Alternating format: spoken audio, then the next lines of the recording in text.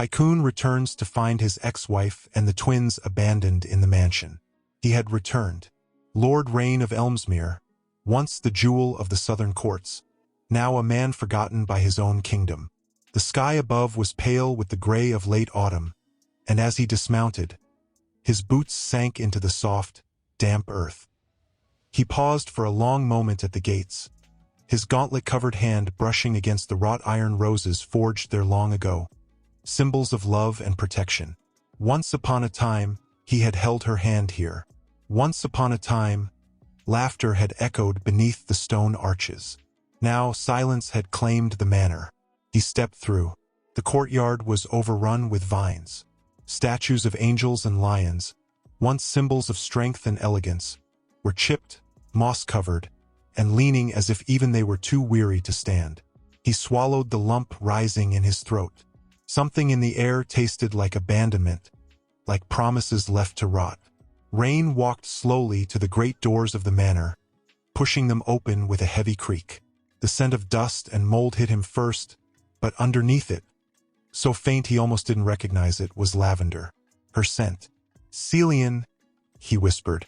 Her name like a broken prayer from a man who had forgotten how to hope.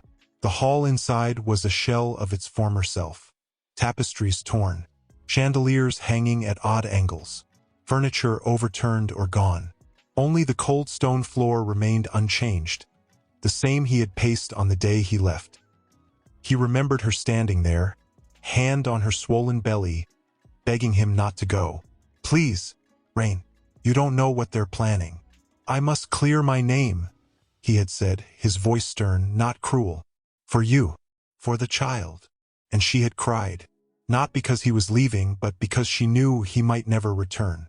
Now, years later, his footsteps echoed through the empty corridors. Each one reverberated like a heartbeat trying to remember how to beat again. He moved through the parlor, the study, the gallery. All empty, all silent. Time had stood still here, yet everything had changed. He turned a corner and suddenly stopped. A small voice, a cough, then scampering feet. Rain narrowed his eyes, pulling his cloak aside to reach for the hilt of his sword, but paused. From behind an overturned table, two small faces peeked out. Their hair was tangled, clothes too big and worn thin by the seasons. The girl, no older than 7, had a sharpness in her eyes, like a fox backed into a corner. She clutched a dull kitchen knife, holding it out protectively in front of her brother. "Don't come closer," she hissed. Rain slowly knelt, holding up his hands in peace. His heart pounded louder than it had during any battlefield. "I won't harm you," he said gently. "I swear it on my honor." The boy looked at his sister, trembling. "He has the same eyes, Elia, like in Mama's drawing." Elia's expression flickered. She looked harder at him, at the scar above his brow, at the tired, storm-colored eyes. "You lie," she spat. "He's dead. Mama said so. Mama said he left and never came back." Rain's chest tightened. The world tilted slightly, like he'd taken a blade to the ribs. "I didn't die," he whispered. "I was taken, framed for crimes I never committed. I fought my way back. For her. And for you." Tears stung his eyes. He didn't even try to hide them. "I didn't know you were born. I didn't know she was alone." The boy stepped out, taking a hesitant step toward him. His voice cracked. "You're our father?" Rain's breath hitched. "Yes," he said, barely able to form the word. The boy reached into his satchel and pulled out a small, crumpled sketch, clearly a child's attempt at preserving a memory. A woman drawn with flowers in her hair, a man beside her in armor, two smaller figures with smiles. "She said you'd come back," the boy whispered. "She lied," Elia snapped, dragging her brother back. "He didn't come back. Not when Mama got sick. Not when we ran out of food. Not when the fire started. He never came." Her words were daggers, and they landed where no blade ever had. Rain bowed his head, the weight of her pain heavier than any crown or sword. "You're right," he murmured. "I wasn't there. I have no excuse.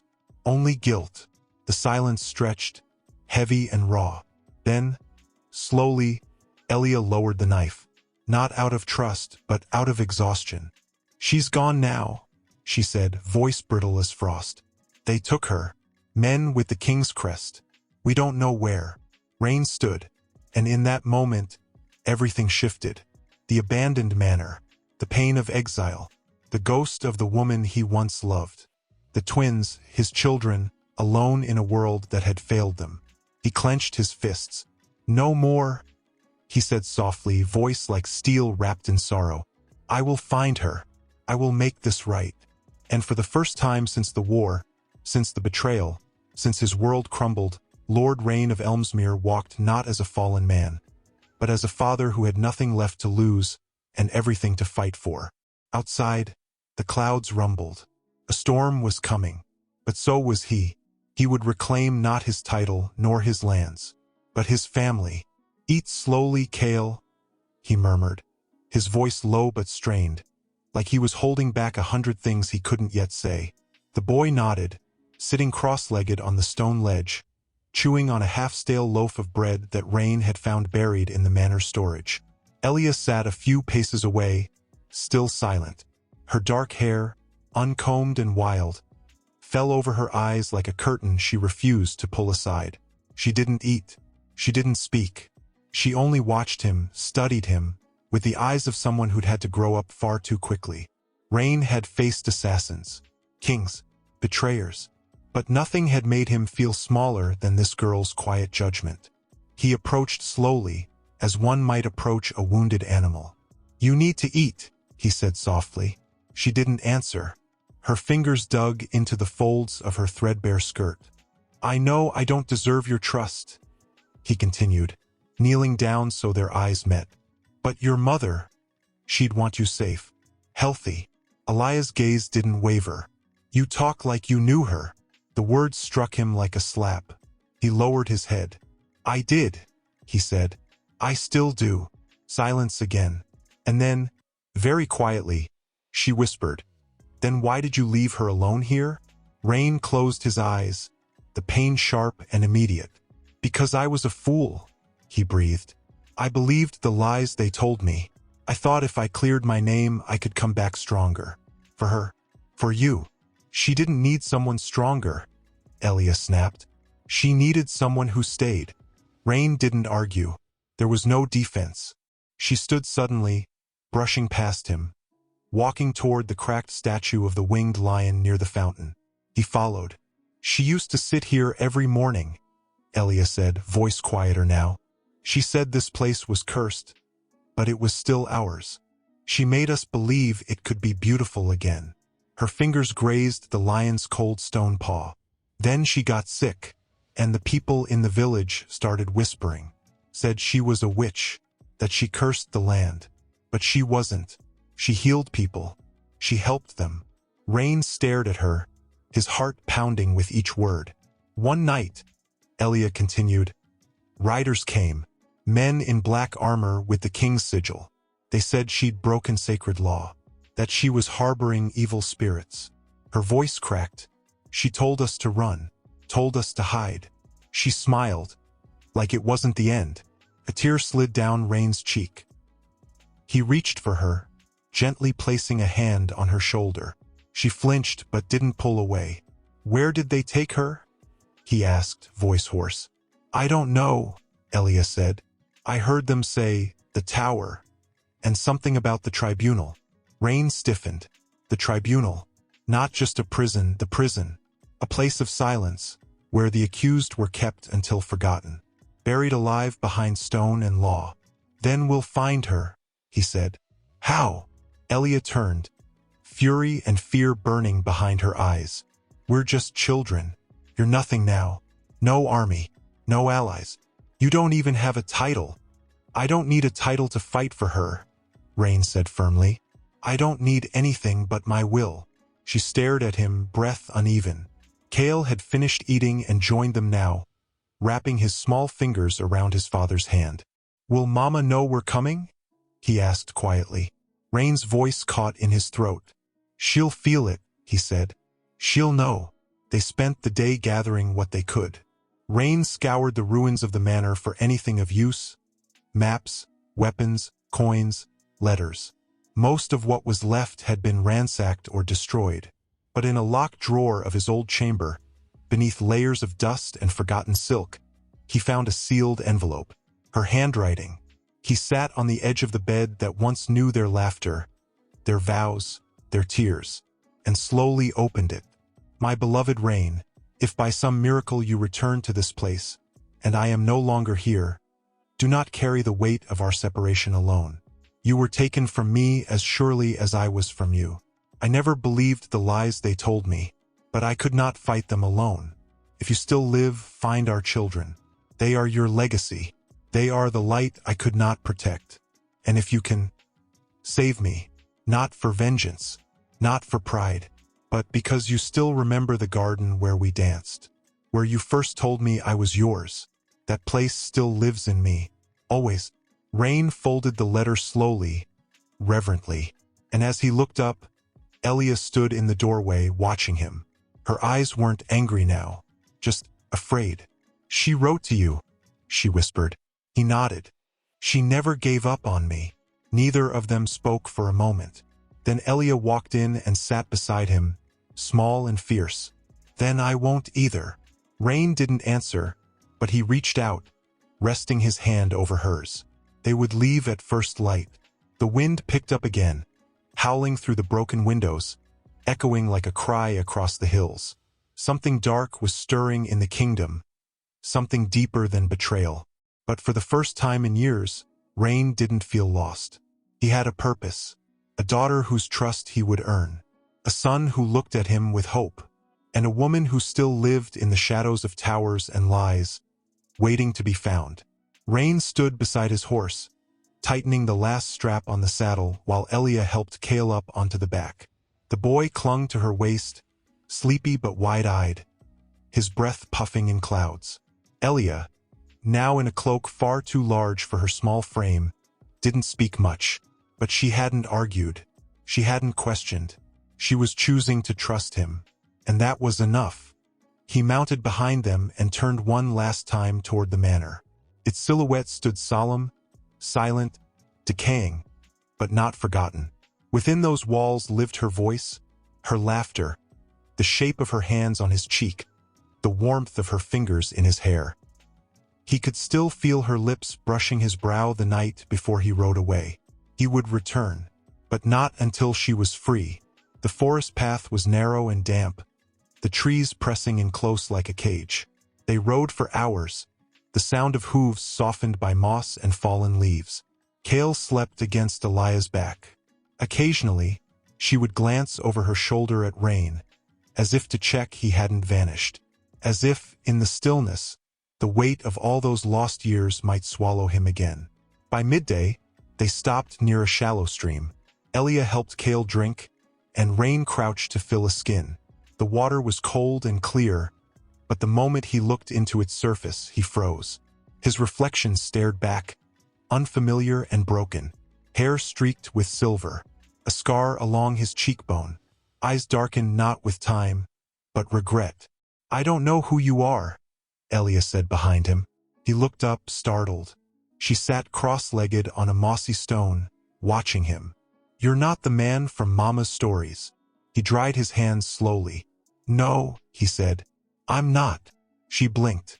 She said you were brave, kind, that you once fought a bear to save her. I did. She said you used to sing to her at night. You made her feel like the stars were listening. I tried. Then what happened? Rain didn't speak for a long time. The breeze carried the sound of water over stones, the cry of a distant raven. He finally sat across from her, elbows on his knees. I became afraid, he said, not of dying, not of war, but of losing what I couldn't protect. She frowned, arms crossed. That makes no sense. It didn't to me either, he admitted, smiling bitterly. But when men fear they're not enough, they reach for power, status, things that make them feel worthy. He looked down, and in doing so, I forgot what actually made me worthy. Her gaze softened slightly. Mama still believed in you. He nodded. I don't know why. She said, Some love is too strong to be broken by time. Kale stirred nearby, waking. He blinked up at them groggily. Are we close to Mama now? Rain turned toward him. Closer than we were yesterday. They set off again. By nightfall, they reached the outer edge of the forest where the trees parted to reveal the forgotten lands. Once rich with harvest, now overrun with thistle and ash. In the distance, they could see it. The village of Ashmore, a place that had once flourished under Rain's protection, now no more than a scattering of broken homes and hollow-eyed farmers.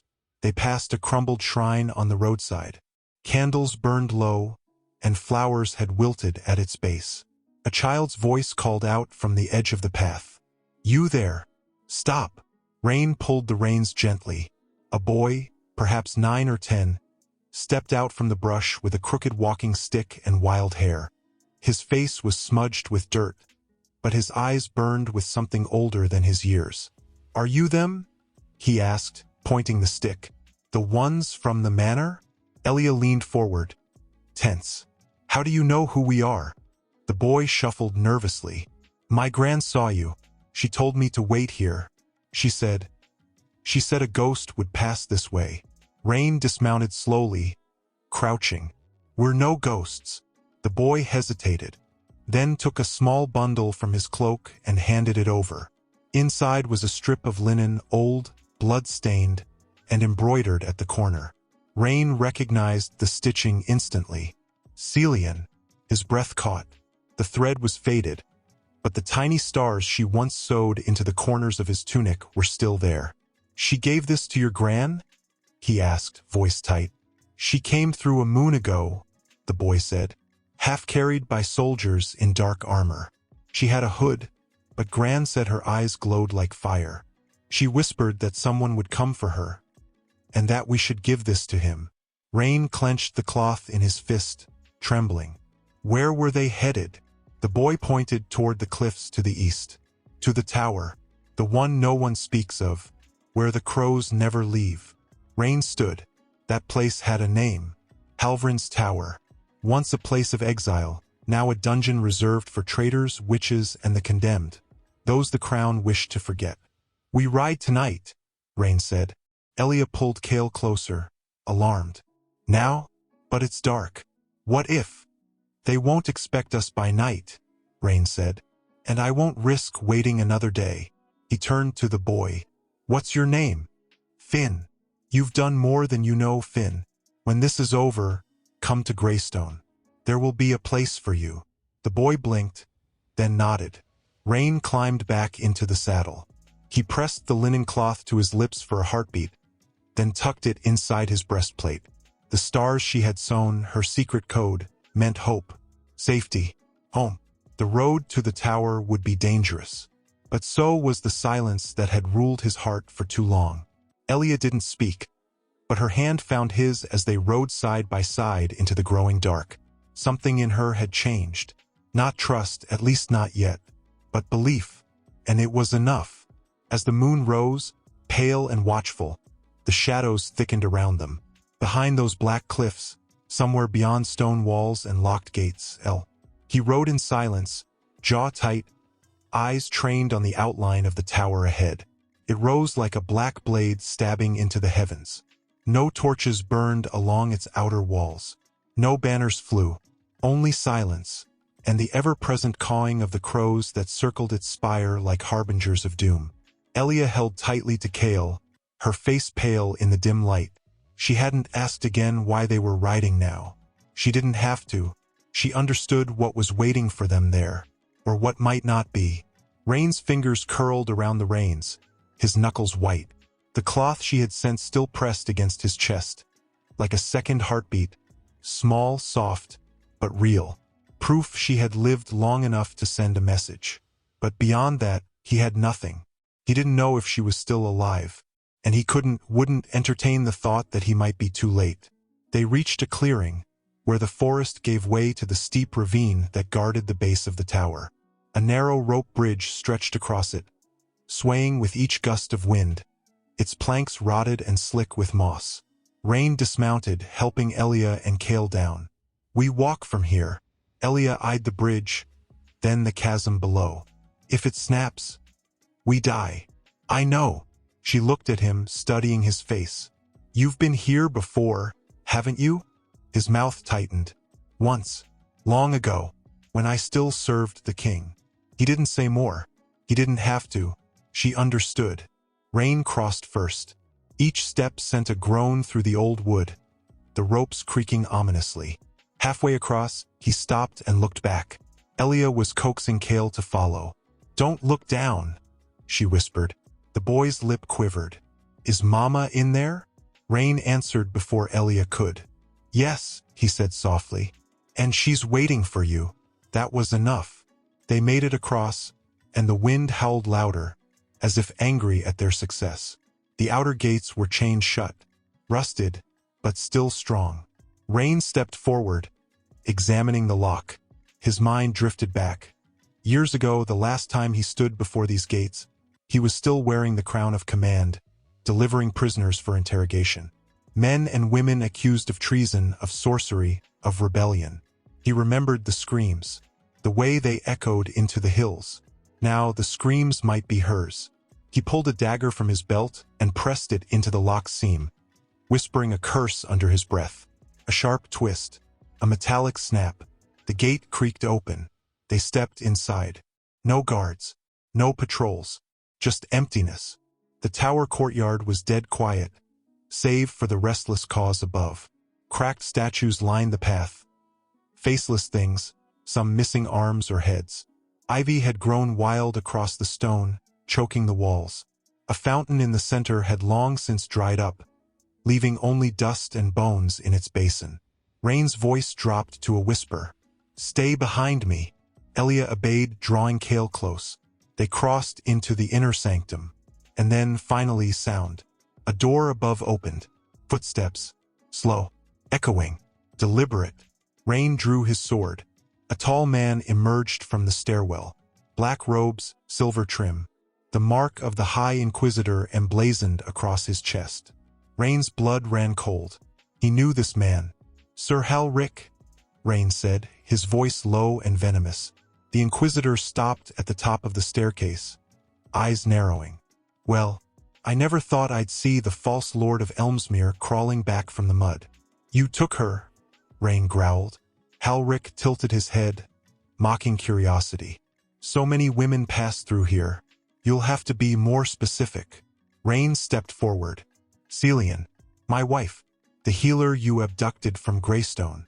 Halric's expression twisted into a cold smile. Ah, the witch. She is no witch, Elia shouted suddenly, startling even Rain. Halric looked down, noticing the girl and the boy for the first time. How touching, he sneered. The bastard children of a traitor and a heretic. Rain raised his blade. Say that again. I dare you. The Inquisitor laughed softly. What will you do, Rain? You think your sword frightens me? You are no longer a lord. No longer a knight. You are nothing. Rain's grip tightened. And yet I'm still here. Still breathing. Still fighting. Which means you made one mistake. Oh! Halric raised a brow. You left her alive. The laughter stopped. Something flickered in the Inquisitor's eyes. She's in the lower cells, he admitted. But you're too late. The tribunal has passed its sentence. When? Elia's voice shook. Tomorrow at dawn, Halric said. She burns with the others. Cale gasped, clutching Elia's hand. Rain felt something ancient and savage awaken inside him. A fury deeper than any battlefield rage. You won't live to see the sun, he said. And then he moved. The fight was fast. Brutal. Rain dodged the first strike, slicing across Halric's arm. The Inquisitor stumbled back, knocking over a brazier, flames catching on the old tapestry. Smoke rose. Sparks leapt. Elia pulled Cale back as the two men clashed, blades ringing, echoing through the hollow tower like war drums. Halric was older, slower, but he fought with cruel precision. You abandoned her, he snarled, swinging wildly. You let us take her. Rain parried, teeth gritted. And now I've come to take her back. With one final roar, he drove his blade through Halric's side. The Inquisitor gasped, then fell. Rain didn't waste time. He turned to Elia. Find the keys. On him. Hurry. She dropped to her knees, searching Halrich's robes. Found them. Tossed them to Rain. He ran. Down the stone corridor. Deeper. Deeper into the bowels of the tower. The air thickened with rot and mold. Chains clinked in the distance. Somewhere, someone sobbed. He reached the final door. His hands trembled as he turned the key. The cell creaked open. And there, huddled against the far wall, shackled, pale, her once golden hair now tangled and dull, she sat. Her eyes lifted slowly, blinking against the torchlight, disbelieving. Rain, she whispered. His heart shattered. Celian. She let out a broken breath. It can't be.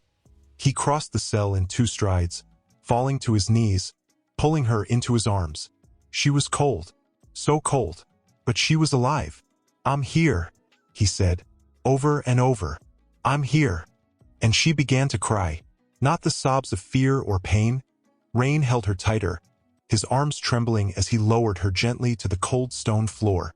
Her skin was pale, bruised in places. Her wrists, raw and chafed from chains, looked like they had bled more than once. But her eyes, those eyes, still burned with the same quiet fire. Even in her weakness, they hadn't taken that from her. I thought I would never see you again, she whispered, her voice paper-thin. I almost didn't make it back, he answered, brushing damp hair from her forehead. But I did. I'm here now. I swear it. Celian, I won't leave you again. She reached up slowly, fingers brushing the side of his face. You're older. So are you? He smiled faintly, pressing his forehead to hers. Still the most beautiful thing I've ever seen. Tears slipped silently down her cheeks. I dreamt of this moment so many nights, but in my dreams, you came before the verdict, before the fire was ordered. We stopped it, he said, voice tightening. We'll stop it. Her brow furrowed. We. Elia, he said, and Kale, they're here. She stared at him in stunned silence. They're alive. They're waiting for you. Upstairs. His voice broke. They've been waiting for you all this time. Celian let out a soft, shuddering cry, one hand covering her mouth.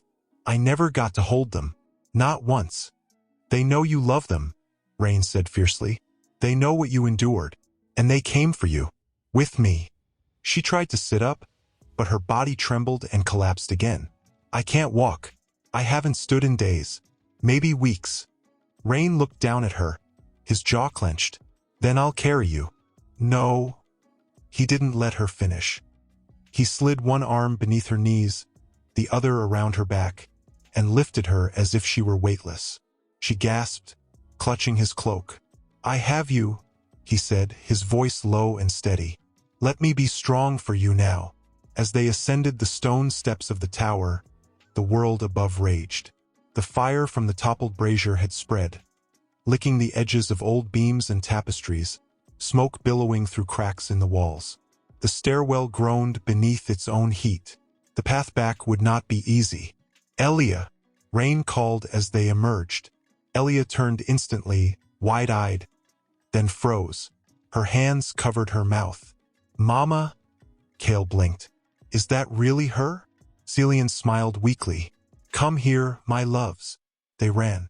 Both children wrapped their arms around her, burying their faces in her shoulder. Her arms, though shaking, curled around them. Her lips pressed to their hair, again and again, like she could breathe life into them with kisses alone. I dreamed of you, she whispered. I whispered your names into the stone. Every night. Elia was crying freely now. We waited so long. I'm sorry, Celian choked out. I'm so sorry.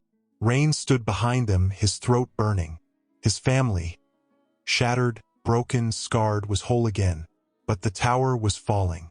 We have to go, he said, his voice urgent. A loud crack split the air as part of the ceiling caved in down the hall. Smoke curled toward them like black fingers. Rain adjusted Celian in his arms. Elia held Kale's hand. Don't let go. Together they ran. The smoke thickened. The air grew hot. Stones fell around them, one narrowly missing Elia's head.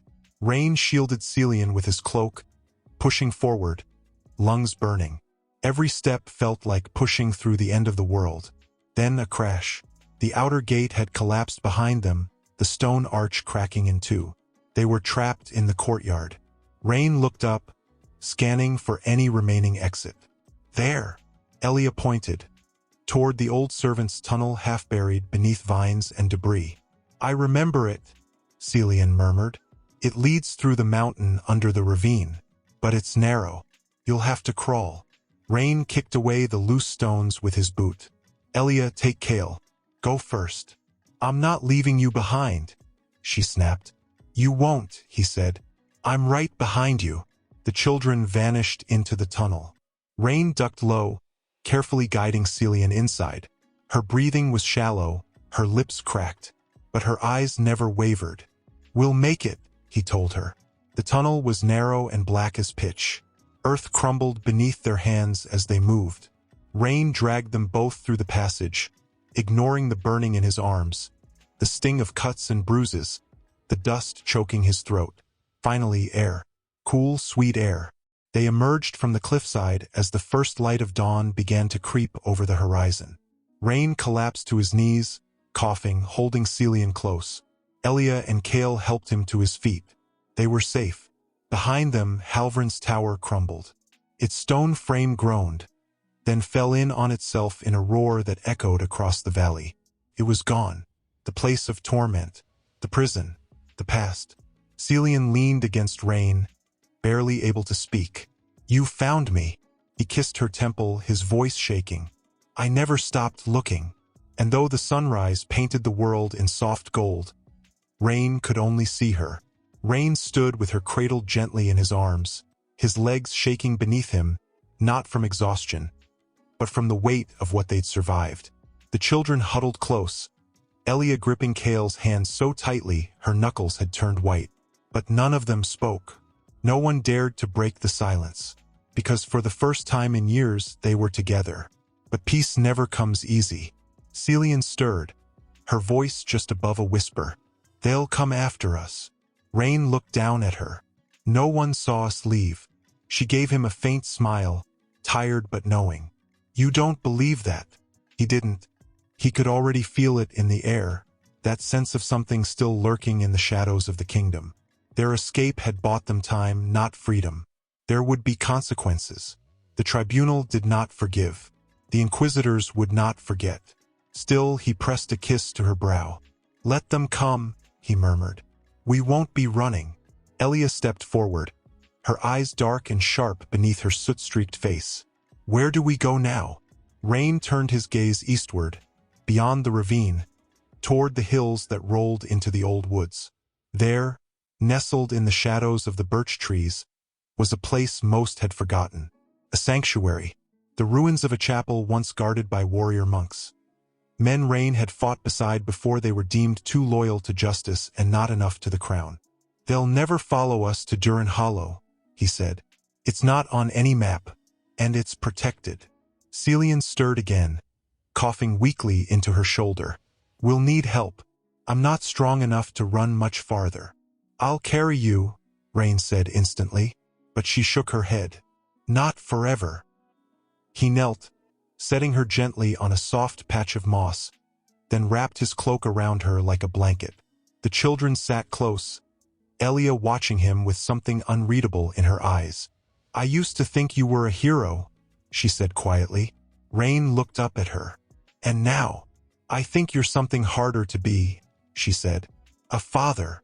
The words hit harder than any blade. I don't know how to be one, he admitted. But I'm not leaving again, no matter what comes. Elia nodded. That was enough. Rain stood again, scanning the horizon. Birds had taken flight from the far edge of the forest. Not crows this time, but hawks. That meant movement. Riders, maybe. A scouting party. It was too soon. He hadn't expected them to react this fast. He turned to Celian.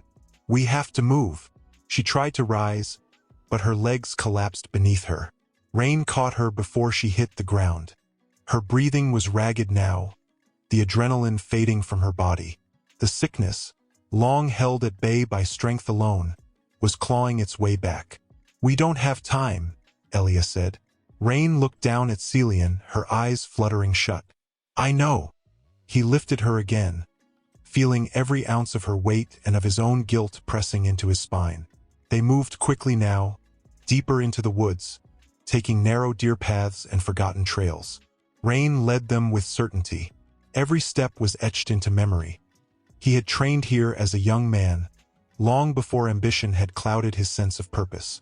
When they reached the hollow, the sun was already high, and Celian had lost consciousness twice. The chapel was as he remembered it.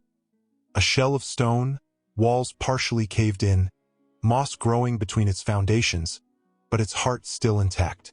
A wide circular chamber remained open to the sky, the altar overgrown but untouched by fire or time. They entered through the side. Rain set Celian down on a makeshift bed of furs and cloaks. He knelt beside her, brushing her hair from her forehead. She was burning with fever now. Elia crouched beside him. "We need water, herbs, something to bring her back." Rain turned to her. "In the pack, my saddle. There's a pouch of bitterroot and dried sage." Elia nodded and ran. Kale knelt beside his mother, silently holding her hand. "Mama," he whispered, "you can't go now.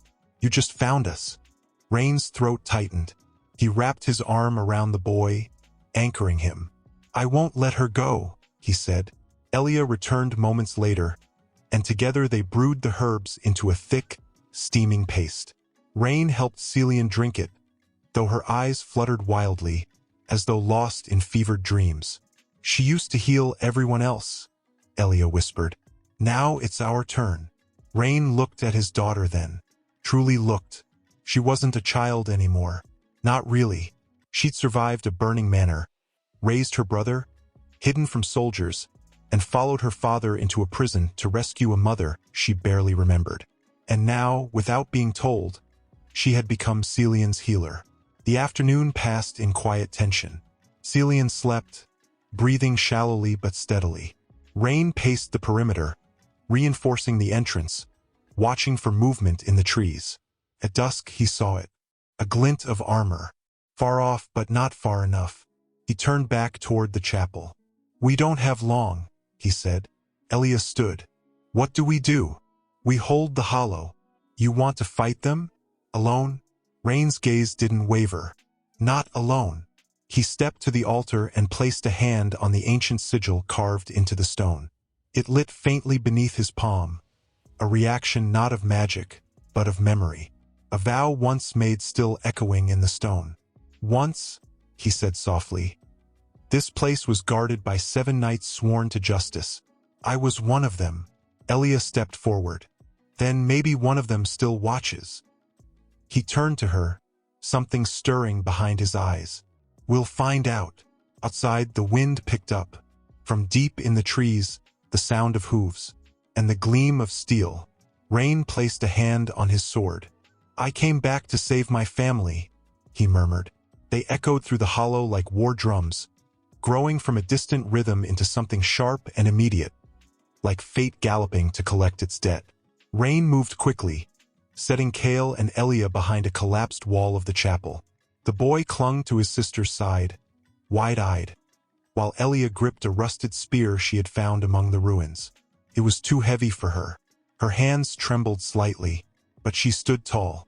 Celian lay inside the circular chamber, her breathing shallow but more even now.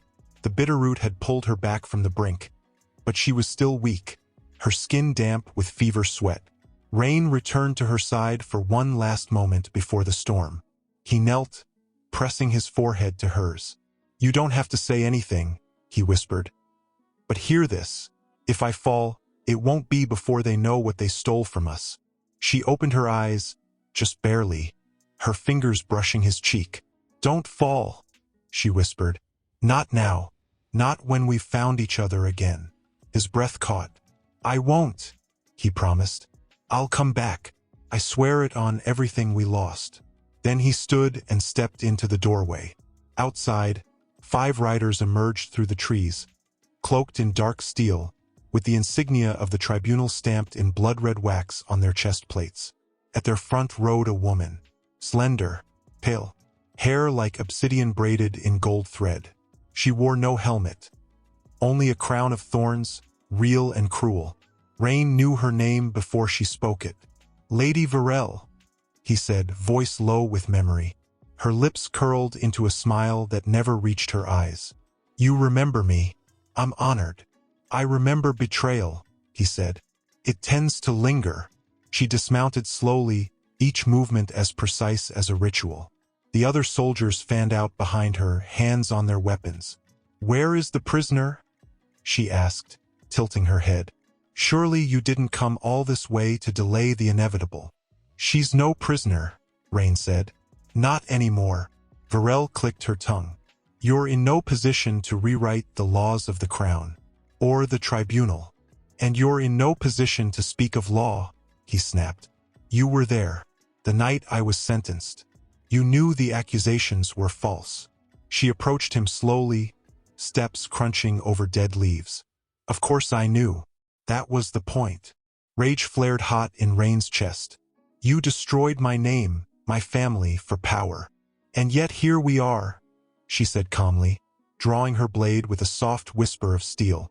"I'm alive. You're broken. She's dying. And your children, orphans in waiting. You won't touch them." Varel sighed, looking past him toward the chapel. "This sanctuary is sacred ground. Even we cannot draw blood here without consequence. But that rule ends at dusk. And dusk is near." Rain didn't move. "Give her up now," Varel continued. "And I'll spare the children." He didn't speak. She raised a brow. "You think you'll win?" "I don't need to win," Rain said. "I just need to outlast you." Something shifted in her expression. "Very well," she said coldly. "Then you'll die with her." She turned on her heel, signaling her soldiers. They pulled back, circling the chapel like wolves around a wounded stag. Rain returned inside. "They won't strike yet," he told Elia quietly. "They're waiting for nightfall." "What do we do?" she asked. He looked at her. Really looked. She was barely taller than the spear she held, her face still touched by the last traces of childhood, and yet her eyes met his with fierce steadiness. "You wait," he said. "I want to fight." "I know," he said gently. "But if I fall, your job is to take Kale and your mother and run. Find the coast. There are ships that don't answer to the tribunal." "You talk like you've already lost," she said bitterly. "I'm talking like a father." She looked away, jaw clenched. Celian stirred again, calling faintly, "Rain." He was beside her in an instant. "I'm here." She looked up at him, her voice a rasp. "I remember her, Varel. She came to the house once, before the war. She was the king's envoy," he said, "and my rival." "She wanted you," Celian said weakly. Rain nodded. "And when she couldn't have me, she destroyed me." Her hand found his. "Then you can't let her finish the job." He kissed her fingers. "I won't." The sun began to fall. A golden light filtered through the broken ceiling of the chapel, casting long shadows that reached like fingers toward the stone altar. Rain stood again. He walked to the center of the chamber and placed both hands on the altar stone. "Sanctum Vigilar," he whispered. The words echoed. The stone glowed faintly beneath his palms. A soft hum stirred in the walls. Old power, forgotten and buried. He had once sworn an oath here. He renewed it now. He turned to Elia, who stood silently by the door. "If anything happens to me," he said, "protect them." She blinked, but nodded.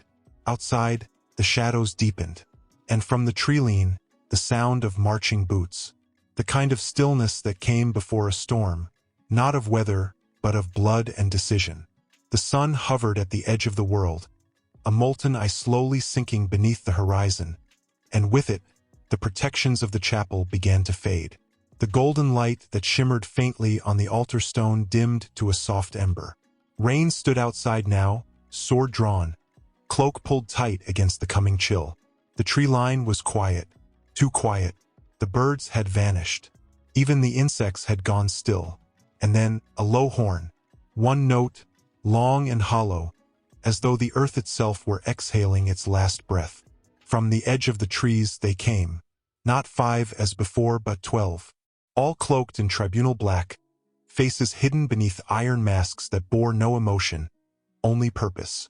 And in the center of them, her Varel, now astride her pale horse, her blade glinting with blood that wasn't fresh, but remembered. Rain stepped forward alone. "Elmsmere," she called, her voice as clear as the windless air. "You still believe this is a fight?" "I know it is," he replied, voice steady. "You've brought your executioners, but I've brought the truth." She tilted her head. "Truth doesn't matter anymore. Only the crown's will. You were declared traitor. She sorceress. Your children bastards of treason. This ends tonight." Rain lifted his sword slowly, letting the steel catch the last glint of sun. "You've always wanted my ruin," he said, "and for a time you had it. But I've returned, Varel, and no decree from a broken throne will take them from me again." "Still so noble," she scoffed, "still clinging to honor as if it will shield you." "It won't."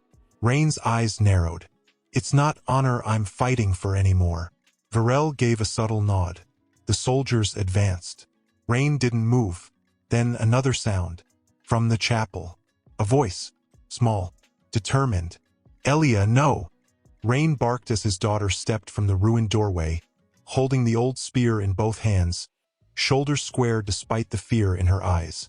"I won't hide anymore," she said. Behind her, Kale appeared too, clutching a broken dagger far too dull to cut anything. His lips trembled, but he stood beside his sister. Rain's heart fractured. "You were supposed to stay inside." "We're your family," Elia said, voice sharp. "And families don't run." The tribunal soldiers hesitated, if only for a breath. At the sight of children standing to face them, Varel's face twisted into something like disdain. "How touching. Shall I make them watch you die first, or save them for last?" Rain took a step forward, shielding them with his body. "You'll touch none of them." And then, from the trees, another sound. Footsteps. Dozens. Rain turned slightly. Figures emerged. Cloaked, weathered, armed with swords etched in ancient runes. Faces scarred with time and fire. Men and women older than Rain and some younger, but all bearing the same mark on their armor. The twin circle of the Sanctum Knights. Rain's breath caught in his throat. He whispered, "By the stars." A voice rose from the center of the new arrivals. "Thought you might need some company." Rain turned toward it, heart pounding. A man stepped forward, gray-bearded, eyes bright beneath a brow heavy with memory. "Sir Thomel," Rain murmured. The man grinned. "Not sir anymore, lad, but still enough man to drive a sword into a tyrant." Varel's composure faltered. "This is hallowed ground," she snapped. "You violate the crown's law." "Your crown has no reach here," Thomel interrupted. "You forgot what this place is. Or maybe you hoped we all died when the sanctum fell." One of the older knights chuckled darkly. "We die hard." Varel's horse pawed the earth, sensing the tension. "I will have the witch," she declared. "Stand aside, or burn with them." Rain stepped forward, lifting his sword to the sky. "You'll take nothing but memory from this place. And even that we'll bury with you." The hollow erupted. Blades rang out. Rain lunged into the fray, steel meeting steel. The world became heat and fury, the shouts of warriors and the scream of metal. Elia stayed near Kale, pulling him behind fallen stone as arrows whistled past. The tribunal's precision clashed with the sanctum's fury. One by one, iron-masked soldiers fell, their cries muffled beneath their helmets. Varel fought with deadly grace, cutting down 2 knights before reaching Rain. Their blades met with a crack. She smiled at him, wild and brilliant with rage. "This is the end," she hissed. "I will see your legacy turned to ash." Rain didn't speak. He pushed forward, strength fueled by fury and love. "You already failed," he growled. "You didn't break us. You only made us whole." Their swords clashed again, sparks flying. Varel twisted, aiming for his side. But Rain ducked low, then drove upward with a force that sent her staggering. He closed in. She struck blindly, caught his shoulder, but he didn't stop. He knocked her blade aside and plunged his sword through the gap beneath her ribs. Varel gasped, eyes wide. Rain stepped closer, voice low. "This is for the years you stole from her. From us." He pulled the blade free, and Varel crumpled to the ground, her breath shallow and fading. The battle slowed. With their commander down, the remaining tribunal soldiers broke, fleeing into the trees like shadows retreating before the dawn. Silence returned. Rain stood amid the broken stone and fallen leaves, chest heaving, sword dripping with the end of vengeance. Elia ran to him. "You're bleeding?" "I'm fine," he whispered, clutching her tightly. "Are you?" She nodded against his chest. Behind them, Cale knelt beside their mother, who had crawled to the doorway, watching the end unfold. Rain dropped to his knees before her. "It's over," he said softly. "You're safe." Celian smiled faintly, tears tracing her cheeks. "No," she whispered. "We're safe." Across from him, Elia knelt beside Celian, dabbing a damp cloth against her mother's forehead with soft, steady hands. She didn't speak. She had cried silently, briefly, when the fighting ended, but now she was all focus and resolve. Her fingers trembled, but only slightly. Cale sat by the entrance, hugging his knees to his chest, eyes darting between the trees beyond the chapel and the face of the woman he had only truly seen hours ago. His mother. The last of the Sanctum Knights had already dispersed, vanishing back into the shadows of the woods, the way they came. Rain had thanked them with a grip of his hand and eyes that said what words could not. Thomel had clapped him on the shoulder before disappearing down the mountain path, limping, still laughing. Now only silence remained. Elia wrung the cloth into a bowl, then looked over at Rain. "You're not telling us something," she said. Rain lifted his gaze to her slowly, the fire beside him crackling faintly, casting flickering light across his face. "What makes you say that?" "You don't look relieved," she said. "You look hunted." Rain didn't respond. He looked into the flames. Celian stirred beside Elia, her voice hoarse. "It's not over, is it?" Rain closed his eyes for a moment. "No," he said. Cale's head jerked up. "But the bad people are gone." Rain's voice was calm, but heavy. "They were just the beginning." Elia stood slowly, coming to sit across from him. "Then tell us everything." The shadows flickered on the walls. Rain's shoulders dropped slightly, as if the weight of hiding had finally grown too heavy. "There's a reason they targeted you," he said to Celian. "It wasn't just the rumors about sorcery. It wasn't just me." She blinked, weary. "Then what?" Rain reached into the satchel beside him and pulled out a scroll, weathered and creased, sealed in faded wax. He unrolled it slowly. "This is the decree that exiled me," he said. "But there's more." The bottom was always left unwritten, sealed by the tribunal, kept hidden from the court. Elia leaned in to look. "It's not just a sentence," Rain said. "It's a claim." He looked at Celian now, voice thick. "They didn't just want to erase me. They wanted our bloodline." Celian's breath caught. "What?" "The twin prophecy," Rain said quietly. "The one written in the Codex of Eldwin." Elia's brow furrowed. "The what?" "A forbidden text," Rain said. "Older than the crown itself. It speaks of a woman born of the earth's breath and a man fallen from fire. Their union would birth a pair, twins, with the power to bring balance or ruin." He turned his eyes to the children. "That's why they hunted you." Elia's face paled. "You're saying we?"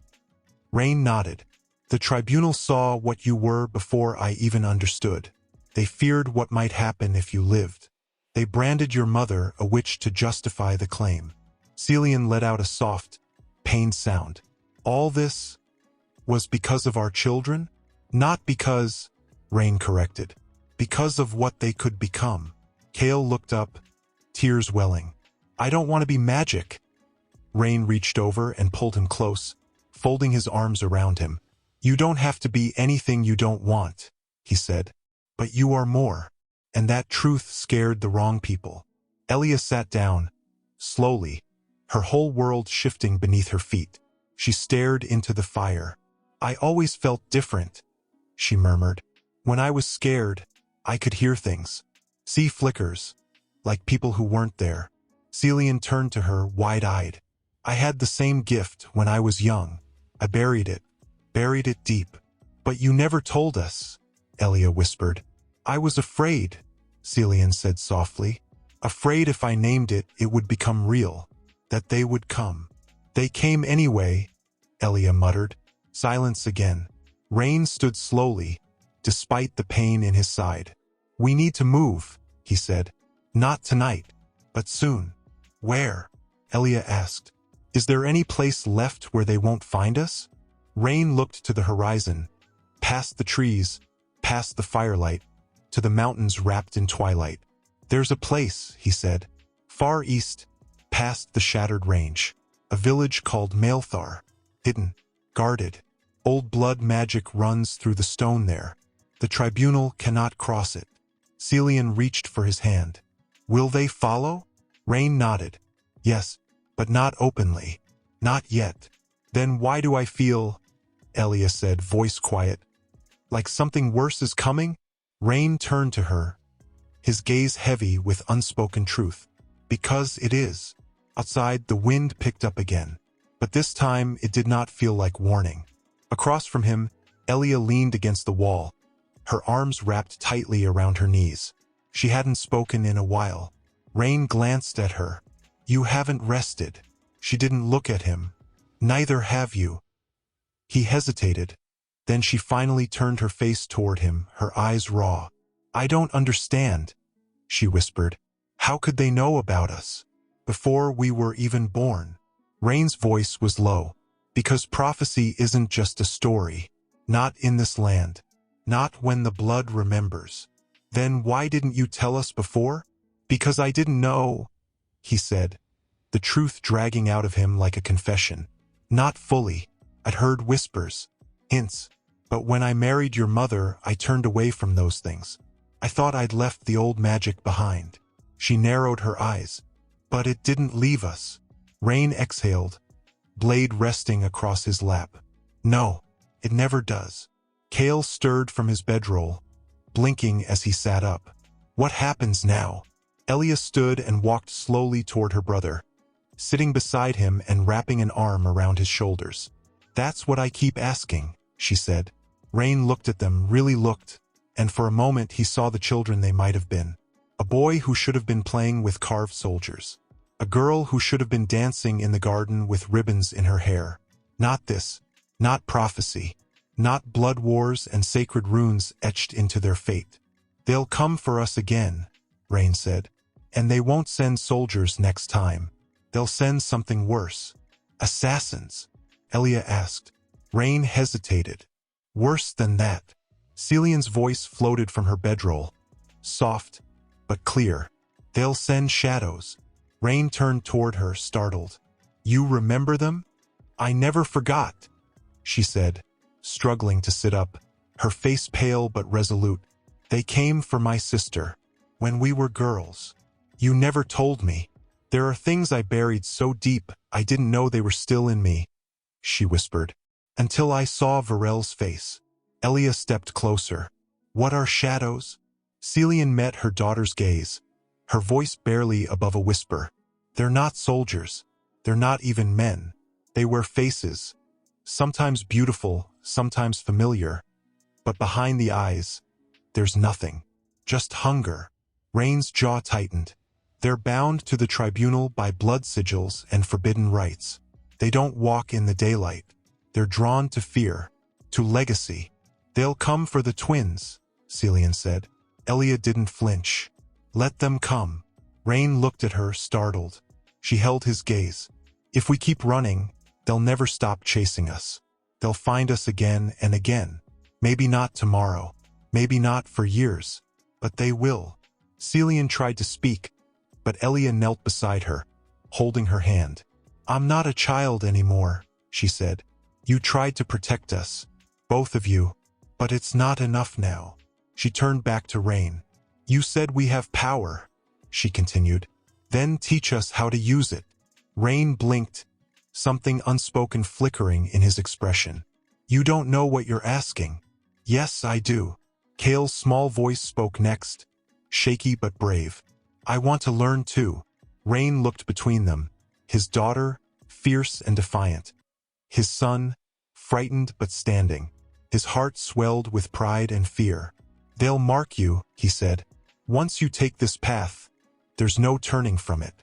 The old magic will waken you, and once it does, it will change you." Elia didn't look away. "Then let it." Celian watched them in silence, her eyes full of sorrow and strength. "They're ready, Rain." He nodded once, slowly. "Then we begin tomorrow." That night, none of them truly slept. Rain kept watch, sword across his lap, eyes never leaving the tree line. Elia stayed beside her brother, whispering stories to him. Some real, some imagined. Celian rested, her breath steadier now, her body slowly healing. But all of them knew, peace had fled. The path ahead would not be one of safety. It would be fire and shadow, blood and sacrifice. It would be the path of the hunted becoming the hunters. Behind him, the others stirred. Elia stepped outside first, her breath fogging in the early cold. She held herself taller now. The girl she'd been just days before had vanished into the ash and fire of Halvrin Tower. She came to stand beside him, silent for a long while. "Did you sleep?" she finally asked. Rain shook his head. "No. You?" "A little," she said. "But I dreamed of a river, one I'd never seen. It was black, and it whispered my name." He turned to her slowly. "That wasn't a dream," he said. "It was a calling." She frowned. "What do you mean?" He looked back out over the forest. "There are places in this land, older than the crown, older than the tribunal, where the old magic still breathes. The river you saw, it runs through the Vale of Orwyn. It said the twins of legend would one day cross it and awaken what sleeps below. And it's real." He nodded. "I've seen it. Long ago, when I was a knight sworn to the sanctum. I was ordered to burn the veil.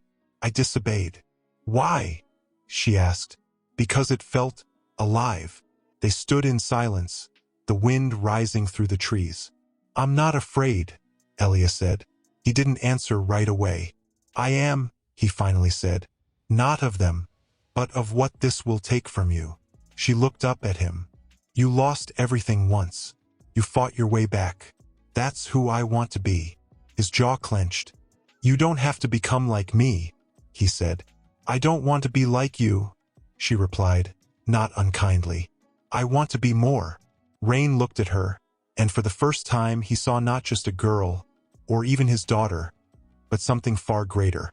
A flame not lit by him or Celian, but forged in a world that tried to erase her before she could begin. He nodded. "Then we start now." He led her to the stone altar, its surface cracked, but still bearing the sigils of the old ways. Kale came out moments later, quiet but watching, his arms wrapped around himself. He sat near Celian, who was now upright, pale but alert, her back against the stone wall, eyes fixed on Rain. "Place your hands on the altar," Rain said. Elia obeyed, resting her palms on the cold stone. "Close your eyes. Breathe, not with your lungs but with your skin, your bones." She did. The forest seemed to still. "Feel the earth beneath us," Rain whispered. "The weight of every root, the pulse of stone, the memory of fire." Elia's brows furrowed. "It's dark," she said, "but it's moving, slow, like something sleeping." "That's the current," Rain said. "It's where the power begins. It doesn't rise from rage. Not yet. It rises from knowing, from being. Let it speak to you." Her hands trembled slightly, then stilled. "I can feel her," she whispered. "Mama." Celian let out a breath behind them. A tear slipped down her cheek. "She's inside me," Elia said, eyes still closed. "Like light, like warmth under the cold." Rain's throat tightened. "That's your root," he said. "Love, that's where your strength comes from." She opened her eyes, and for a moment, just a moment, her irises shimmered with gold. "I feel everything," she whispered. "The mountain, the air, the heartbeat of the trees." Rain stepped back, stunned. Celian's voice was soft. "She's awakening." Kale stood now, timid. "Can I try?" Rain nodded, beckoning him forward. "Slowly, just place your hand next to hers." Kale did, and the moment his palm touched the altar, the wind shifted again. It wasn't warm. It wasn't gentle. It was cold, icy, sharp. Kale flinched but didn't pull away. "Something's different," Rain murmured. Elia turned to her brother. "What do you feel?" Kale's lips trembled. "It's not a voice," he whispered. "It's a sound, a ringing, like glass cracking." Rain knelt beside him, placing his hand over the boy's. "Don't run from it," he said. "Show it you're not afraid." Kale closed his eyes, and the altar pulsed. Once, twice, then it cracked down the middle. Elia jumped back. Celian gasped. Rain caught Kale before he fell backward. The crack glowed faintly, red and gold veins spreading like lightning across the stone. "It's him," Rain said, stunned. "He's the key." Celian's voice was hoarse. "To what?" Rain looked at her, eyes dark with awe and fear. "To unlocking what the prophecy feared most. The mirror of the world, where the veils between life and shadow thin." Elia turned to him. "Is that why they wanted him dead?" Rain nodded. "Yes, because if he falls into their hands, they can use him to tear the veil open."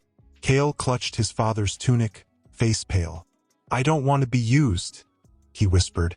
Rain held him tightly. "Then we won't let them."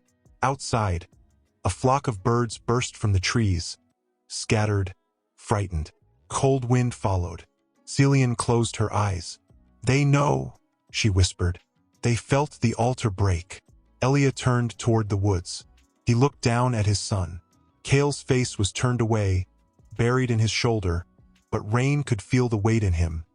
The guilt, the fear, the confusion. Too much for such a small frame. "It's not your fault," Rain whispered. Kale didn't answer. Rain crouched, gently pulling back to look him in the eye. "Listen to me. What happened wasn't wrong. It wasn't a mistake. It was you, being who you were born to be." "I broke it," Kale said, barely audible. "The altar. It was sacred. I didn't mean to." Rain shook his head, eyes shining. "You didn't break it. You woke it." Kale blinked, tears threatening. "But..." Everyone looked scared. Rain took the boy's hand and pressed it to his own chest, just over his heart. "Sometimes when power answers, it doesn't come gently. Comes like fire, like thunder. But you're not alone. I'm right here, and we will guide you." From behind them, Celian's voice rose, soft and sure. "He has always been more than we could understand. Even in my womb I felt it, like light and shadow fighting to share the same space." Rain turned to her. She was sitting up now, propped against the altar wall, her skin still pale, but her eyes bright. "You saw it?" he asked. She nodded. "I dreamed of it, the day he was born." A mirror cracked down the middle, one side of gold, the other obsidian. Rain looked at his son again. "That's why the tribunal feared him." Elia stepped forward from the shadows. "And if he chooses the wrong side?" "No," Celian said. "There is no wrong side in him. The danger isn't that he becomes darkness. It's that others will try to use his light to cast deeper shadows." Elia sat down beside her mother, watching Kale, her jaw tight. "Then we protect him, with everything." Rain nodded. "Which means we can't stay here." "The veil's thinning," Celian whispered. "I can feel it. Something stirs on the other side of it. It's hungry." Rain turned toward the trees, where a strange hush had fallen, like the forest itself was holding its breath. "We need to reach the veil," he said. "Before nightfall." Elia frowned. "Why so soon?" Rain's eyes didn't leave the trees. "Because once the veil opens, we're not just running from the tribunal anymore." Kale looked up, frightened. "What's behind it?" Rain's voice was flat. Things that were never meant to walk this world again. Celian's breath hitched. There's something else, she said. Rain turned quickly. What? She pressed a hand to her heart. When I touched the altar, even for a moment, I saw a face. A boy, older than Kale. As like mine. He looked like a reflection. But not quite. Elia's expression shifted. You think it was a vision? I don't know, Celian said. But he was surrounded by fire, and he wasn't afraid of it. Rain's heart dropped. The mirror child. Elia turned sharply. What? The prophecy, he said slowly. It speaks of twins. One to hold the balance. The other to tip the scales. But Kale is the twin, Elia said. So who's the other? Rain's voice was grave. I don't know. But if he's real and he's awakened too. Celian's voice broke in. Then he's not with us. Which means someone else has him. Silence. Even the fire seemed to pause its crackling. Elia stood slowly, voice tight with dread. You're saying there's another twin? And he's already on the other side? Rain nodded. Which means we're not just racing to protect Kale. We're racing to stop his other half from falling into the wrong hands. Kale looked down, voice barely more than breath. He's part of me, isn't he? Rain knelt again, brushing hair from his son's face. He may share your beginning, but not your end. You are not bound to his choices. But what if he wants to find me? Kale asked. What if he already is? Rain looked at him, and though he didn't speak it aloud, his silence was enough. He already is. The shadows thickened around the chapel as the light began to fade. And somewhere far beyond the trees, beyond the rivers and ruins, a boy stood in flame, smiling, waiting. Rain threw the last satchel over his shoulder and turned back to the others. We ride now. We can't wait for the moon to rise. Celian struggled to her feet, still weakened, but no longer fragile. Elia was at her side, steadying her, no longer asking for permission, just moving. Kale stood a few paces away, staring into the distance with an expression too old for his face. Rain crossed to him. Kale, are you with me? The boy didn't look up right away. If he finds me, he said softly. What happens? Rain hesitated. Then we face him. Together. Kale finally looked up. And if he's not evil? What if he's just lost? Rain knelt, meeting him eye to eye. Then we bring him back. If we can. And if we can't? Kale asked, voice tight. Rain didn't flinch. Then we stop him. Because that's what protectors do. The boy nodded slowly. Behind them, Elia saddled the horses with sharp, precise movements. She had grown into her strength in silence. Anger no longer wild, but focused like a blade honed on fire. She mounted quickly, reaching down to help Celian up behind her. Rain lifted Kale onto his own horse, then climbed after. They rode. Through the dense trees, through cold mist, along the ancient trail that led toward the Vale of Orwyn. The sky above was dark but restless, stars flickering in and out as if unsure of their place in the heavens. The further they rode, the stranger the air became, thicker, charged, humming with something unseen but undeniably present. Elia glanced back over her shoulder. It's too quiet. Rain scanned the forest. It won't stay that way. Celian leaned forward against her daughter. I can feel him. Kale? Elia asked. No, Celian murmured. The other one. Kale looked up at his father, his voice trembling. He's awake. Rain tightened his grip on the reins. How do you know? Because he's dreaming, Kale whispered. And I can see what he sees. Elia slowed her horse, eyes darting toward him. What do you see?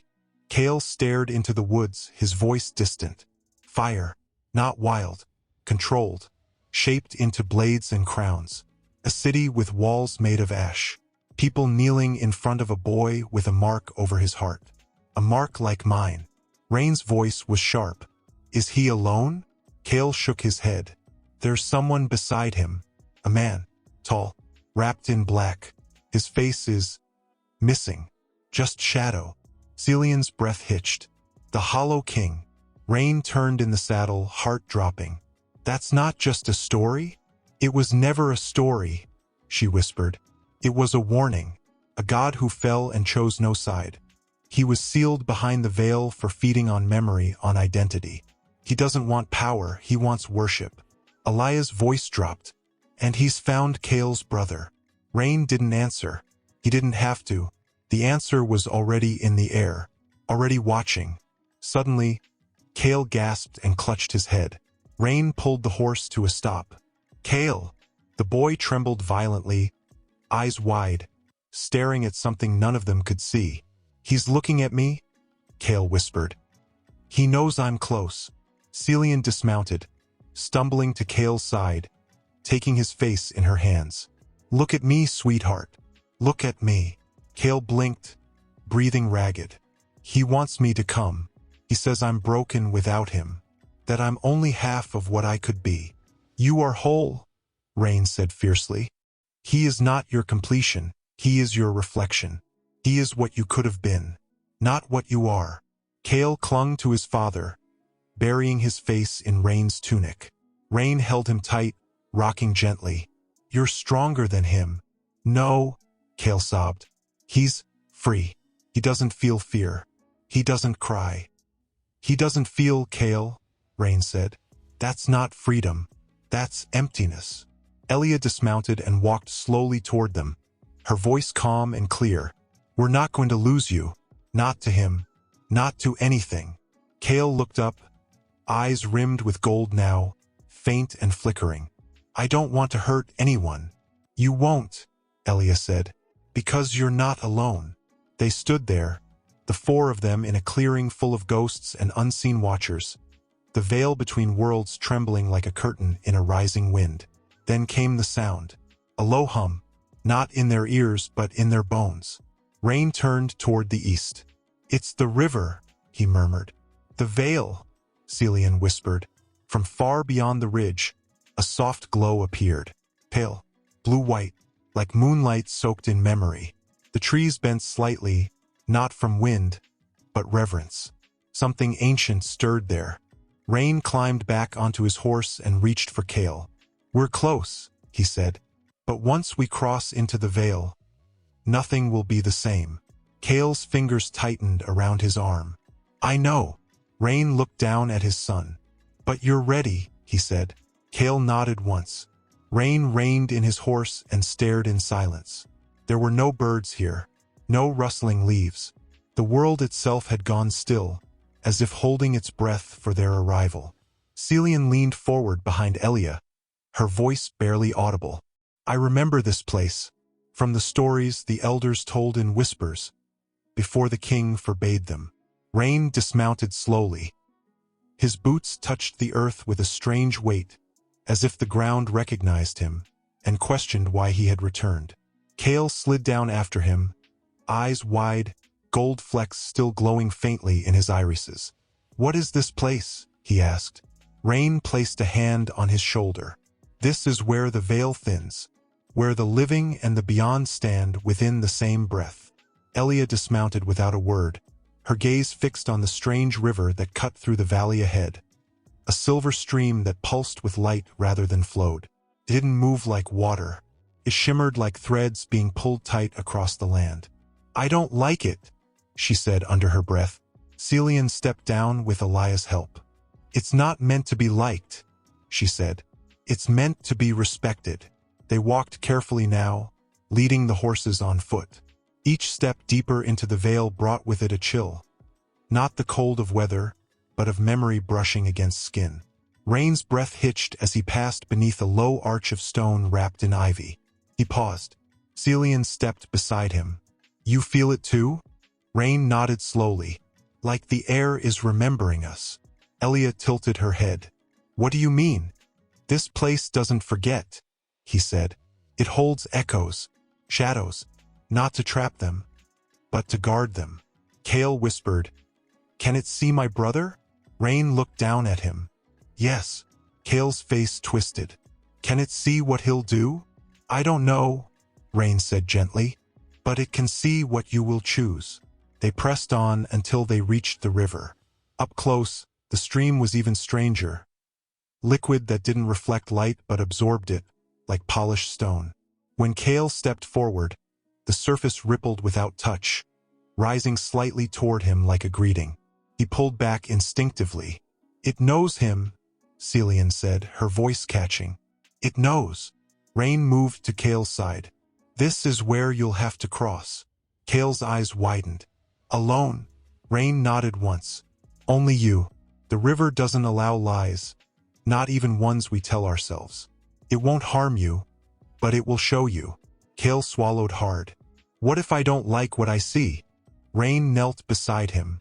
"Then you learn from it, and you come back stronger." Kale glanced behind him at Elia, at his mother, then back at the river. "Will you wait for me?" he asked. "Always," Rain said. Kale took one tentative step forward, then another. When his foot touched the surface, it sank. Not like water, but like walking into memory. His body shimmered, light bending around him, until he vanished beneath the surface. Celian gasped, grabbing Rain's arm. "Is he?" "He's in," Rain whispered, his eyes locked on the river. Inside, Kale was falling, not through space but through moments. He saw fire, stone walls, a cradle, a pair of hands reaching for him, then pulling away. He saw his mother weeping, his father shouting, sword drawn. He saw himself, standing beside another boy, his mirror. The other boy smiled, but it wasn't warm. It was cold, sharp, predator's grin. "You found the river," the boy said. "Good." Kale stepped forward, heart racing. "Who are you?" The boy cocked his head. "Don't pretend you don't know." "You're not me," Kale said. "I'm what you could be," the boy replied. "If you stopped pretending, if you stopped fearing what you are." "I'm not like you." "You are exactly like me," the boy said, stepping closer. "We're not halves. We're mirrors. The question is, who shatters first?" Kale's hands clenched. "You want me to be afraid of you?" "No," the boy whispered. "I want you to join me." Behind the boy, the Hollow King appeared. A figure made of shifting shadow, a face not carved but absent, like a hole in the world. His voice was not sound, but sensation. "He is the key. He will open the door." Kale turned to him, trembling. "What door?" The Hollow King stretched out a hand. From behind him, a gate appeared, made of bone and ash and starlight. The door to what comes next.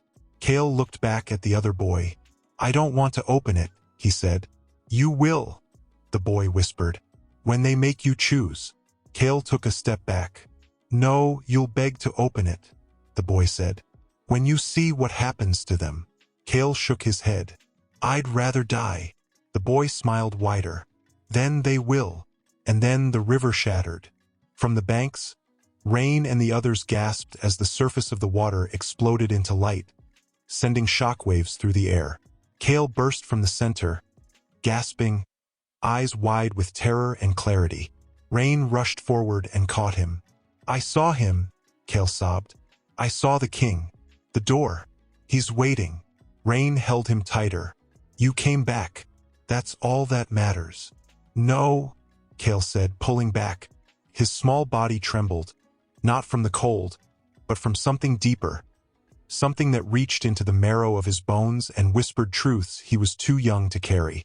Rain knelt in the grass by the river's edge, pressing the boy to his chest, shielding him from the wind that had risen, wild and electric. "I saw him," Kale whispered again, his voice fractured. "I saw what he wants." Rain's jaw tightened. "Tell me." "He doesn't want to rule," Kale said. "He wants to erase everything, every story, every name." Celian crouched beside them, her hand on Kale's back. "The Hollow King was born of silence. That's all he understands." "No," Kale murmured, shaking his head. "He wasn't born. He was made." Rain's eyes snapped to his son. "Made? By who?" "I don't know," Kale said. "But he remembers. He remembers being something else before the darkness." Elia stood a few paces away, gripping her dagger tightly, her knuckles white. She hadn't spoken since the light exploded from the river. Now she turned, her voice low. If he remembers who he was, can he be undone? No, Kale said before anyone else could speak. He doesn't want to be undone. He wants to finish what was started. Through me. Through my brother. Celian's face paled. The boy you saw. Does he know where you are? Kale hesitated, then nodded slowly. He's coming. Not alone. Rain stood, lifting Kale into his arms. We move now. We find higher ground. Get eyes on the path behind us. Elia stepped forward. No, we don't run again. Rain turned to her, startled. We're not ready. We'll never feel ready, she said. But the river chose him, and it led us through. It means something. Rain looked at his daughter. Her chin was lifted in defiance, but her eyes held something else. Resolve. What are you suggesting? We make a stand, Elia said. Here, before the Hollow King reaches him. Celian rose unsteadily. Elia. No, she cut in. We've run enough. I don't care what prophecy says or what fate has written. If he wants Kale, he'll have to come through all of us. Rain stared at her. Then slowly he nodded. We'll hold the ridge. He turned to Kale. Can you walk? I want to stand, the boy said. Rain lowered him gently to the earth. Kale wavered, then found his footing. He looked toward the eastern horizon, where the sky had darkened far too quickly for dusk.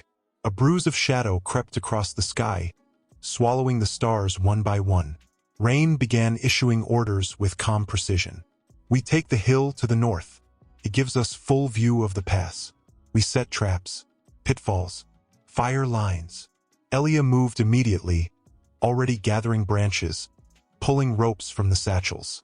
Celian whispered something to the trees, and the wind shifted again. Subtle, responsive. Old magic answering her voice. Kale remained still, staring into the blackening sky. After a moment, he spoke. He's almost here. Rain turned. How do you know? Because I can feel him pulling at my thoughts, Kale said. Not speaking, just waiting, as if he's already inside me. Rain crossed the distance and knelt before him. You are not a door. Kale's eyes shimmered. But I am. Rain placed both hands on the boy's shoulders. Then we seal it. Together. The night fell fully now, sudden and unnatural. The veil dimmed, but did not vanish. It shifted, like something holding its breath. The stars overhead turned strange, flickering in unnatural patterns. Then silence. Not the kind that soothed, the kind that pressed against the skin like weight. Celian's eyes snapped to the path below. They're here. Rain drew his sword. Positions. Figures emerged from the forest. First came the Hollow King's sentinels, shrouded in ash-gray cloaks, faces hidden behind masks of bone and bronze. They moved without sound, without hesitation, their feet not so much touching the ground as gliding across it. Then came the boy, Kale's twin. He looked the same and yet not, taller somehow, his gaze heavy, piercing, like he carried centuries in his bones. And behind him, the Hollow King. He did not walk. He unfolded, a shape born of mist and dread, cloaked in robes that shifted like smoke. No face, no voice, only presence. Elia stepped forward, blade drawn. This is where you stop. The boy's mouth curled into a soft smile. No, this is where he decides. His eyes flicked to Kale. Brother. Kale's hands trembled. Why are you doing this? To free us both, the boy said. To make us whole. I am whole, Kale said. No, the boy whispered. You're afraid. I'm not afraid of you. You should be, the boy replied. And then the Hollow King raised his hand. Rain braced his stance as the first wave of shadows descended. His sword drawn, the steel humming with the charge of old magic awakened by desperation. Sparks exploded with every clash, his blade meeting the jagged black of the Hollow King's sentinels. They fought like memories made flesh, fast and formless, their blows cold as winter and silent as the grave. Elia spun beside him, her dagger flashing. her face streaked with dirt and firelight. She ducked beneath a swinging blade, slashed upward, and drove the point deep into a figure's side. No blood, no scream, just the thing collapsing like mist scattered by wind. "We can't kill them," she shouted. "They don't die. We don't need to kill them," Rain growled, blocking another blow. "We just need to hold them." A scream rose from the ridge above. "Celian."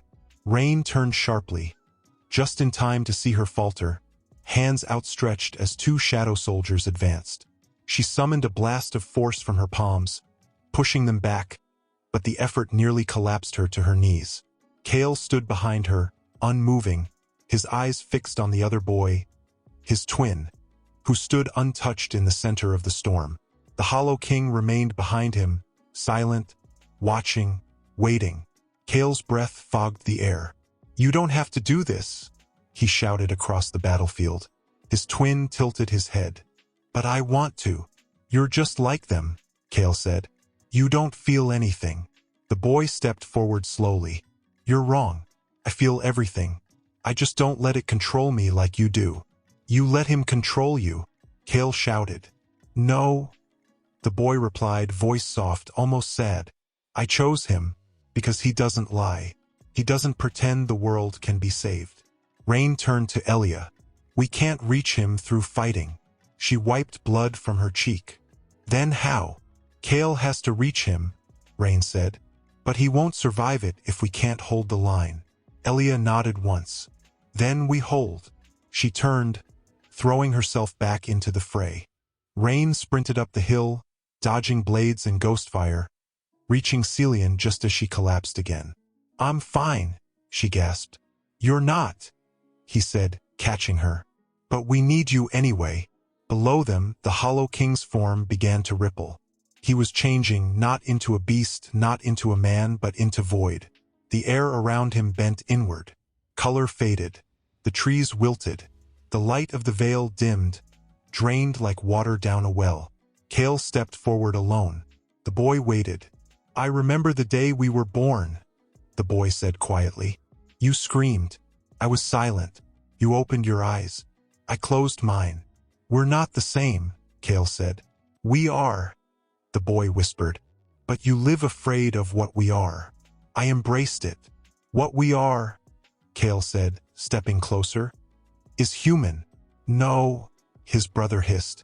"We are the answer to a broken world." The Hollow King's voice poured through the space like smoke. "He hesitates. Finish him." "No," Kale shouted. "You said we were the same. Then look at me." His brother didn't move. "I feel everything," Kale said. "The pain, the fear, the weight of all this. But it doesn't make me weak. It makes me real." The wind rose again.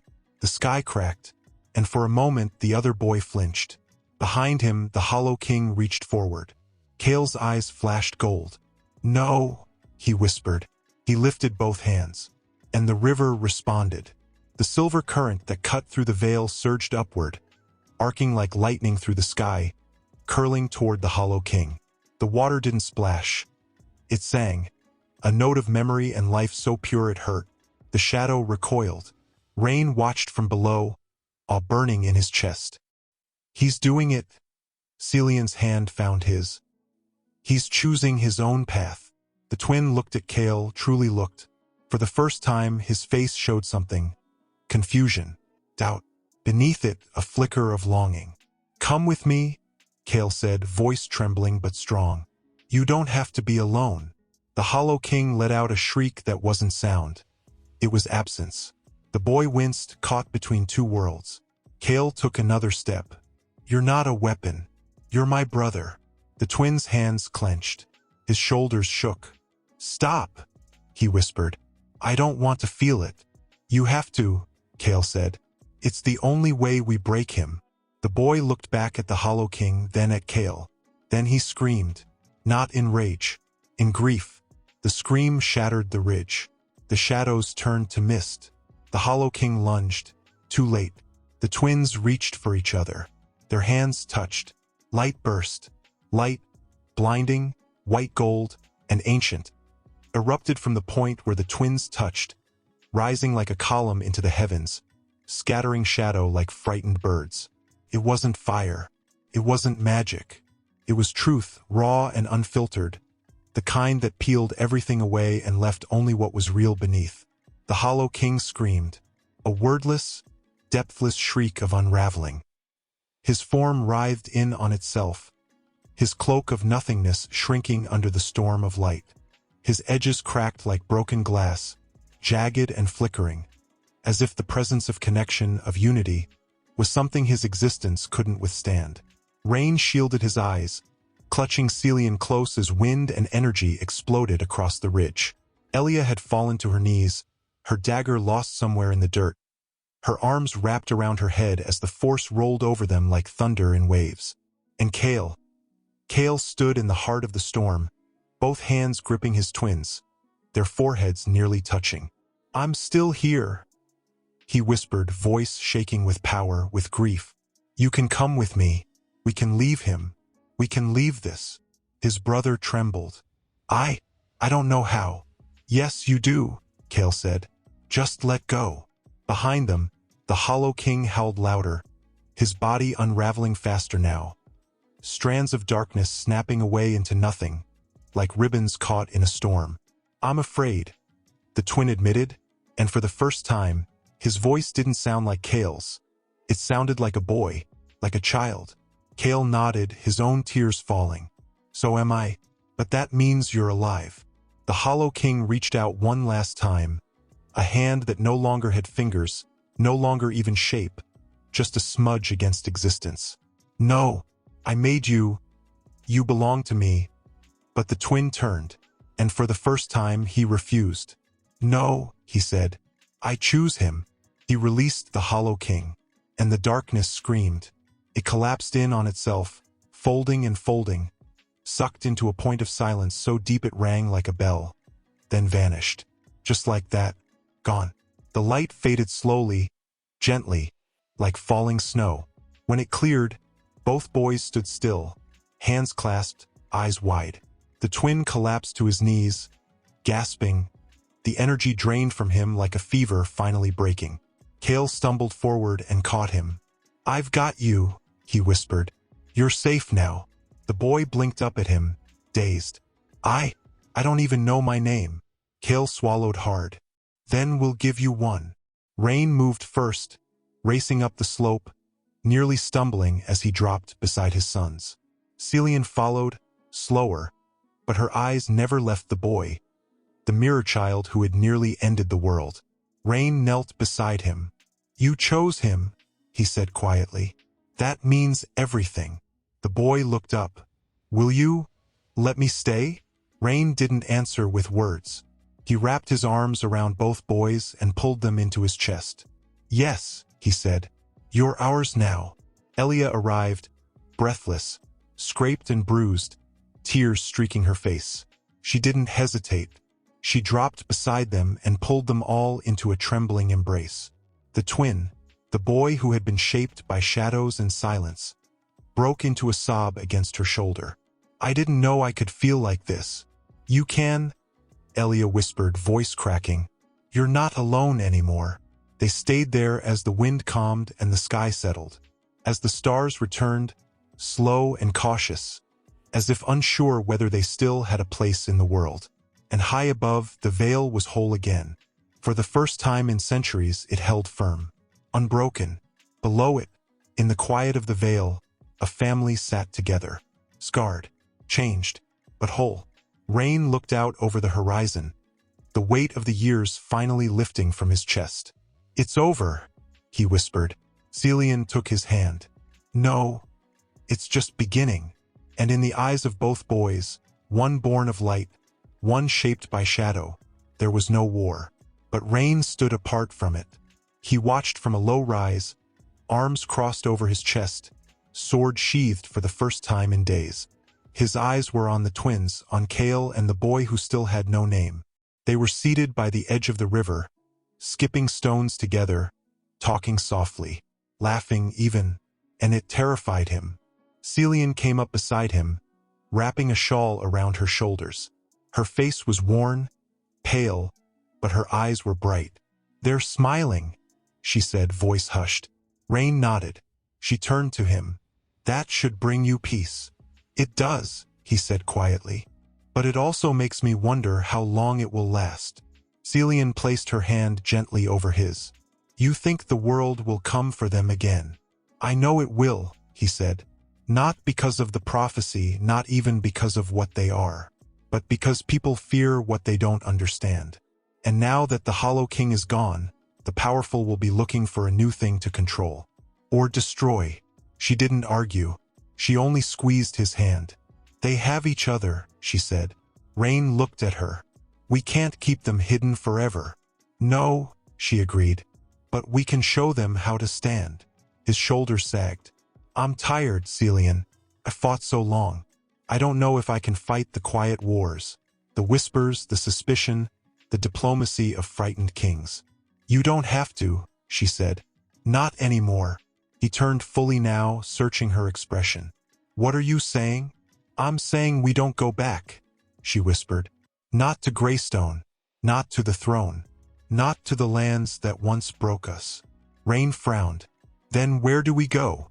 Celian looked to the east, where the mountains rose soft and gold in the morning haze. "Somewhere new, somewhere free." Rain blinked, taken off guard. "You want to disappear?" "No," she said. "I want to live." He was silent for a moment, then asked, "What about the boy, the other twin?" Celian smiled faintly. "He's already choosing. Every second he stays beside Kale. Every time he laughs instead of withdraws. Every night he doesn't listen for the Hollow King's voice. He's choosing life." Rain looked down the hill again. Kale tossed a stone. It skipped 3 times and plunked into the water. His brother clapped, grinning, then tried his own. It only skipped once. "You'll get it," Kale said, laughing. "Just don't hold it too tight. Let the stone breathe." The boy laughed back. "Let the stone breathe? What does that even mean?" "It means don't force it," Kale said. "You'll feel it." Rain watched them for a long moment, then turned away. "I gave my life to duty, to kingdom, to a name I thought would protect the people I loved. But it didn't." His voice cracked. "It only made me blind." Celian's expression softened. "We've both been blind, Rain, but not anymore." He looked at her again. "So what do we do now?" She smiled. "We give them a home, not a fortress, not a throne, a home." He laughed under his breath, shaking his head. "I don't know if I remember how." "We'll learn," she said. He stared at her, and something inside him, something long frozen, began to thaw. "You still surprise me," he murmured. "I always did," she smiled. Rain stepped forward and called to the boys. "Come on. The sun's rising. We have a long walk ahead." Kale stood immediately, brushing off his tunic. "Where are we going?" Rain hesitated, then looked at Celian. She nodded. Rain turned back to his son. "East, to find the edge of the world." The other boy tilted his head. "Is that a real place?" Rain smiled. "It will be when we get there." They began to gather their things, quietly, simply. No fanfare, no speeches. Elia joined them from behind the chapel wall, leading the horses, her eyes puffy but dry. She didn't say much, only handed Kale a new cloak and helped the nameless twin secure his boots. As they began the slow trek eastward, Kale looked back one last time. At the vale, at the river, at the place where everything had changed. Rain came beside him, resting a hand on his shoulder. "Do you feel different?" he asked. Kale nodded. "Yes." "Are you afraid?" Kale thought about it, then shook his head. "Not anymore." Rain smiled. "Good." And together they turned their backs on prophecy. Rain walked at the front, the reins of his horse loose in one hand, his sword finally packed away. Behind him, Elia rode in silence, alert but no longer rigid. Her eyes scanned the trees with the habit of a warrior, but her grip had softened. Beside her, Kale and his brother walked, side by side, sharing a length of bread and small, secret smiles. Celian brought up the rear, humming under her breath. A tune Rain hadn't heard in years. It almost sounded like peace. but still something tugged at him, a restlessness. That evening, they camped beneath an ancient sycamore.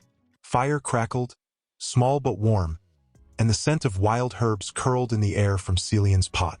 The boys sat close together, hunched over a map Elia had drawn in the dirt with a stick. Cale was laughing. His brother smiled cautiously, not quite used to the sound of joy in his own voice. Rain watched from the edge of camp, staring into the trees, his jaw tight. Celian came to him, sitting quietly on a fallen log beside him. "You haven't spoken in hours," she said gently. Rain didn't look at her. "It's too quiet." She tilted her head. "You expected something to follow?" He nodded. "There's always something. A crown. Price. A new enemy." She reached for his hand, fingers wrapping around his, grounding him. "Not every moment is a battle, Rain.